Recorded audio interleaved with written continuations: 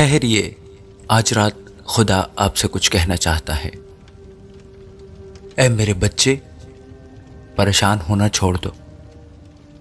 मैं जानता हूं कि तुम किन हालात से गुजर रहे हो, और मेरे बच्चे, मैं ये भी जानता हूं कि तुम इन हालात से, इन परेशानियों से थक चुके हो। मैं तुम्हारे दिल के बोझलपन को जानता हूं। मैं तुम्हें इन हालात में खुद को तबाह करने की इजाजत नहीं दूंगा। मेरे बच्चे, हौसला मत हारना। मेरे बच्चे, खातिर जमा रखना। तुमने बहुत कुछ बर्दाश्त किया है, तुमने बहुत कुछ सहा है मेरे बच्चे।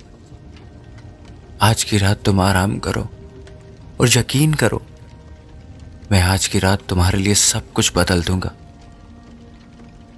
मैं तुम्हारी जिंदगी में हर तरह की परेशानी को खत्म कर रहा हूं। मैं तुम्हारी हर एक तकलीफ को दूर कर रहा हूं। मैं तुम्हारी तंगी को दूर कर रहा हूं। मैं तुम्हारी बीमारी को दूर कर रहा हूं।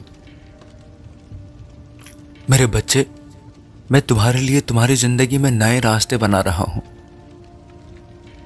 मैं तुम्हारे लिए रिज़्क़ की फरावानी अता कर रहा हूं। तुम आराम करो मेरे बच्चे, मैं हूं। तुम आराम से सो जाओ मेरे बच्चे।